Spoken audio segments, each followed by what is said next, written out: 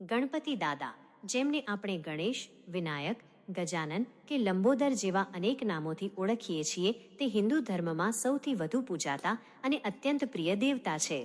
કોઈ પણ શુભ કાર્યની શરૂઆત શ્રી ગણેશાય નમઃથી કરવામાં આવે છે, કારણ કે તેઓ વિઘ્નહર્તા, દુઃખો અને અવરોધો દૂર કરનાર માનવામાં આવે છે. ગણેશજીનું સ્વરૂપ અને પ્રતીકવાદ. ગણપતિ દાદાનું સ્વરૂપ અત્યંત અનોખું અને ગૂઢ અર્થોથી ભરેલું છે. ગજમુખ, હાથીનું મસ્તક, તે અફાટ બુદ્ધિ અને જ્ઞાનનું પ્રતીક છે.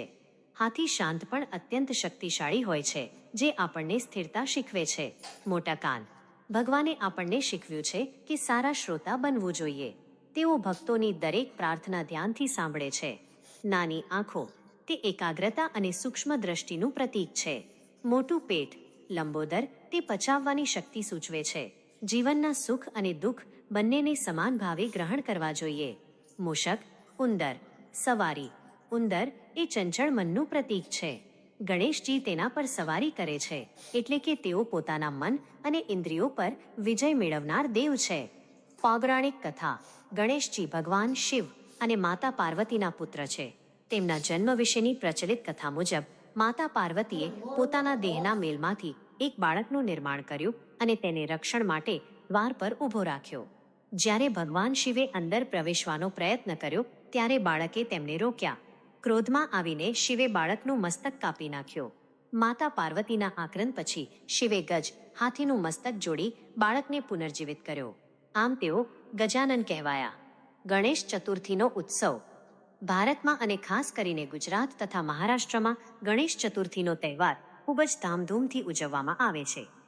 ભાદરવા સુદ ચોથના દિવસે ભક્તો શ્રદ્ધાપૂર્વક ગણપતિજીની મૂર્તિની સ્થાપના કરે છે. 1.5 દિવસ કે 10 દિવસ સુધી તેમની સેવા પૂજા થાય છે અને છેલ્લે ગણપતિ બાપ્પા મોર્યા, આગલે વર્ષ તું જલ્દી આના નાદ સાથે મૂર્તિનું વિસર્જન કરવામાં આવે છે. ગણપતિ દાદાનું મહત્વ. ગણેશજી માત્ર ધાર્મિક પ્રતીક નથી, પરંતુ તે બુદ્ધિ, વિદ્યા અને સફળતાના દેવ છે. વિદ્યાર્થીઓ માટે તેઓ વિદ્યાના અધિષ્ઠાતા છે. ગણેશજીનું લેખન કાર્યમાં પણ મોટું પ્રદાન છે.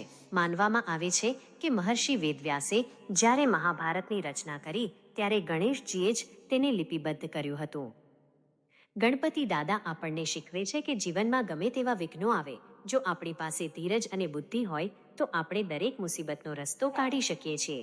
તેઓ સૌમ્ય છે, પ્રેમાળ છે અને બાળકોથી લઈને વૃદ્ધો સુધી સૌના આરાધ્ય દેવ છે.